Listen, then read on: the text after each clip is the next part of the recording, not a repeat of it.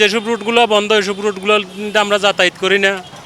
আর তাছাড়া এখন অটো রিক্সাগুলো হইয়া মানে বেশি আমাকে ইনকাম তেমন নাই।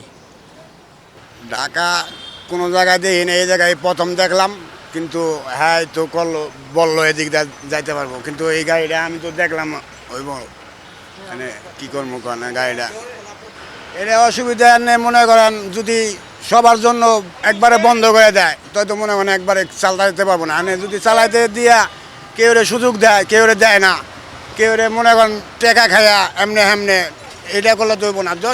সবার জন্য আইন যদি সবার জন্য সমান করেন তো আর মেন সড়কে উঠবো না।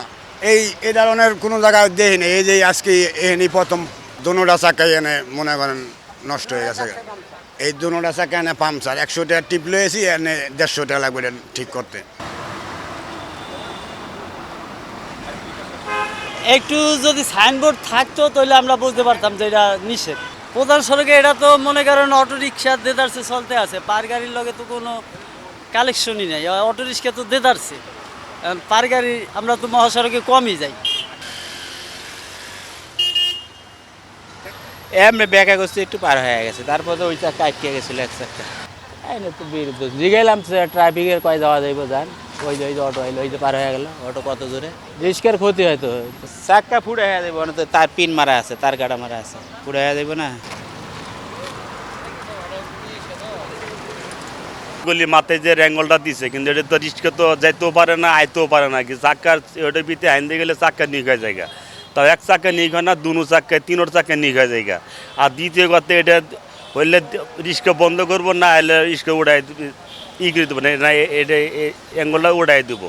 আর দ্বিতীয় কথা ব্যাটারি গাড়ি যন্ত্র তো আমরা গাড়ি পাই রিস্কা গাড়ি চালাইতে পারতেছি না।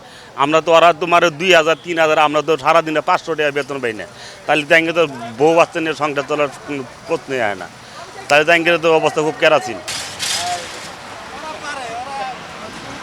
ওয়ালটন আবারও মিলিয়নিয়ার অফারে ওয়ালটন ফ্রিজ কিনে আপনিও হয়ে যেতে পারেন মিলিয়নিয়ার।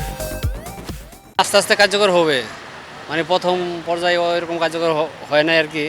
তারপর হয়তেছে অনেকেই চলে যাইতেছে, অনেকেই আছে, অনেকেই যাওয়ার সময় ইসকে ফোটো হয়ে যাইতেছে।